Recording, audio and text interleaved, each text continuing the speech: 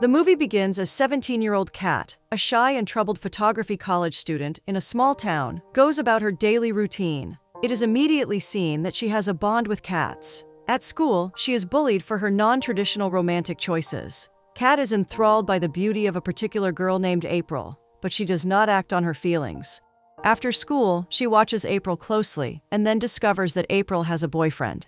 Kat is jealous and disturbed at the sight of them kissing. The next day, at a skate park, Kat is taking pictures of random people for her class project. She stumbles upon April and her boyfriend kissing, and she decides to photograph them. April notices this but does not raise an alarm. The next day in school, Kat hears Elise playing on a violin. She is drawn to this beautiful sound and goes in to peep. To her pleasant surprise, it is April who is fingering the instrument. Kat gets lost in its notes, and eventually, April catches her staring. When Kat realizes that she has been made, she scrambles to the safety of the dark room where she had previously been processing photos of April. April follows her to the dark room. As Kat hides, April discovers pictures of herself. She doesn't get angry. Instead, she finds the fact that Kat has been taking nice pictures of her endearing. April leaves when she concludes that Kat is too shy to come out. That evening, on getting home, Kat reminisces about the close call with April. She ponders April's beauty and eventually touches herself in the shower, envisioning her sweet, sweet April. In the next scene, April is canoodling with her boyfriend, but she seems a little uncomfortable. She doesn't even let him go third base.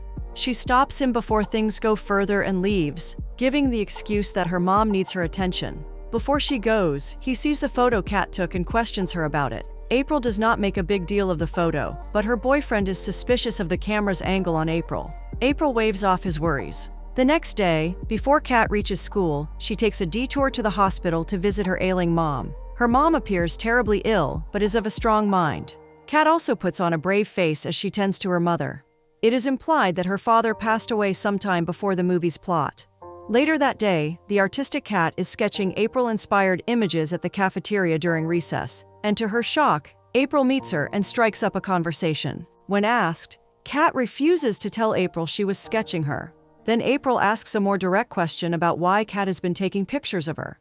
Kat is tongue-tied, but April thinks she doesn't want to talk to her. April apologizes for taking the photo from the dark room and is about to leave, but Kat summons the courage to speak. She offers that April keep the photo, and April is delighted by this. She then asks April to hang out later that night at the movies. April agrees, and Kat is ecstatic, but her joy is short-lived. April asks if she could bring her boyfriend along, and Kat doesn't want to scare her off, so she agrees. That night at the movies, the girls unconsciously lean into each other and enjoy each other's warmth. April's boyfriend notices this and draws her closer to himself. April is not too pleased about this, but she doesn't complain. April then steps outside to get something. Her boyfriend uses the opportunity to confront Kat. He tries to sugarcoat his words, but it is clear that he bears animosity for Kat because he has figured out that it is she who took the photo. The next day, Kat overhears April and her boyfriend arguing at the parking lot. April is angry that he didn't even make an effort to be civil with Kat, and he tells her that he wants her to break connections with Kat. Suddenly, he gets physically intrusive, and Kat steps in to defend her new friend. But the boyfriend calls her a homophobic slur and knocks her to the ground. When April screams, he begs for forgiveness. April doesn't give him a favorable answer. Instead, she offers to help Kat tend to her injuries. They go over to April's home, and she applies first aid to Kat's wound. It is here that she expressly questions if Kat fancies her. Kat, being overwhelmed with emotion, is tongue-tied. April notices her distress and tells her that she doesn't mind at all, and that she thinks it is quite sweet, actually. As soon as April finishes patching Kat up, her parents Jim and Sally arrive. Jim is more welcoming towards Kat, but Sally is snobbish and quite cruel. April dislikes her mother's attitude and storms off, leading Kat up to her room. The girls get to know more about each other. It is revealed that Kat's camera once belonged to her dad, and when asked, April agrees to be the subject of Kat's project. As the days roll by, April lets Kat capture her portrait from different angles and in different locations. The girls bond further as Kat teaches April the development process of photography. Sometime later, the girls take a break and look at their handiwork. April suggests that Kat should use the photo featuring both of them for her class presentation. Kat says she cannot because she would be mocked for her orientation. April then asks what it's like being gay. Kat understandably doesn't have a straight answer to that. April then asks if Kat fantasizes about girls, to which Kat replies in the affirmative. April pushes a bit further with a naughty glint in her eye. She asks if Kat fantasizes about her. Kat is stunned by this, but then quickly recovers and lies that she has never fantasized about April. In the next scene, Kat is with her ill mother. Her mother worries about the fact that Kat stays alone at home. Kat pacifies her mother by saying that she is okay, and in fact, that she has met someone kind, beautiful, and smart. Her mother knowingly smiles and says the person sounds special, and Kat agrees. Meanwhile, April's boyfriend notices that she is growing distant from him, and she keeps coming up with excuses about being busy in order not to hang out with him. This hurts him a lot, especially when he sees April being cozy with Kat. Soon, April asks Kat to go clubbing with her one night. Kat initially refuses, but after much persuasion from April, which may have involved some tickles, Kat finally agrees to go.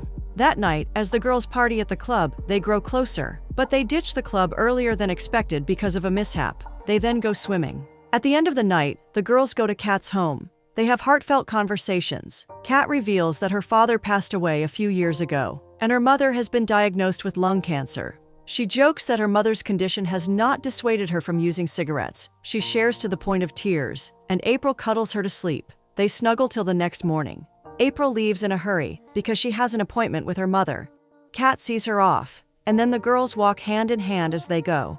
April's boyfriend sees them from his car around the corner and is miffed. At home, April's mom nags on about how much of a bad influence Kat is. Her dad, on the other hand, has taken a liking to Kat but notes that she's quite shy and quiet. Sally forbids April from ever seeing Kat again. But Jim encourages his daughter to go after what she wants and to follow her heart. April leans into her father's advice.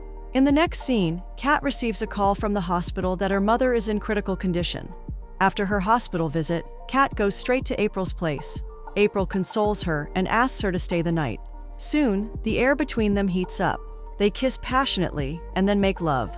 The next morning, Sally walks in on them asleep and cuddling in bed. She loses it and angrily chases Kat away.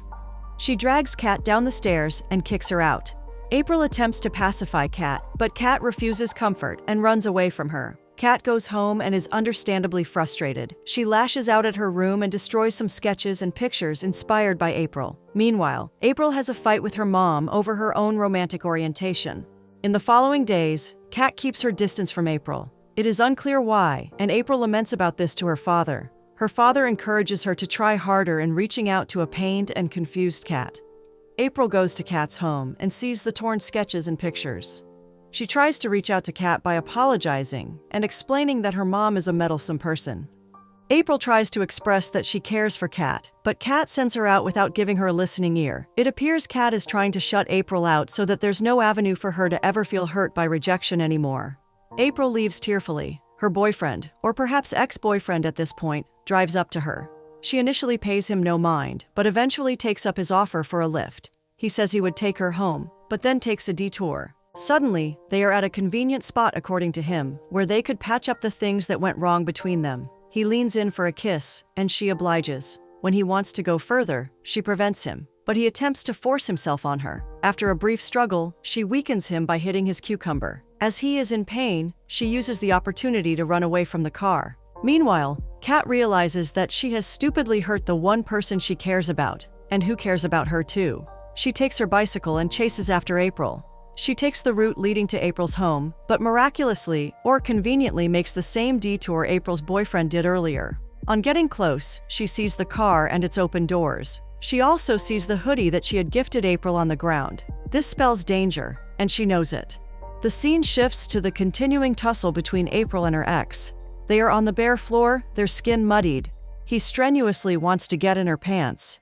Meanwhile, Kat frantically searches for April. She's running from edge to edge and is almost out of breath. Unfortunately, the boy gets his way. He forcefully sticks himself inside April, and Kat, with whatever help she may offer, is too late. Kat suddenly pushes the boy off April. He and Kat fall downhill. When they both come to, he advances and hits Kat. To defend herself, she uses her camera to hit him on the head. He drops to the floor immediately, and she runs away to her dear April. April is severely traumatized and sensitive to touch. Kat painstakingly shows April that she means no harm. She gives April the hoodie that she found on the floor earlier. It is then that April becomes tethered to the present once more and accepts a consolation hug from Kat. The girls tearfully stay that way, in each other's arms. April, reliving the trauma, cries her heart out. The ex-boyfriend finally comes and approaches them. He drops to his knees a few meters from them and cries. He sobs uncontrollably, but nobody feels sorry for him. In the next scene, Kat and April walk to Kat's apartment in their dirtied clothes. They lay on Kat's bed, and on their sides, facing each other. April is still draped in the hoodie Kat gifted her. Kat comforts April by rubbing her arm, and they hold hands.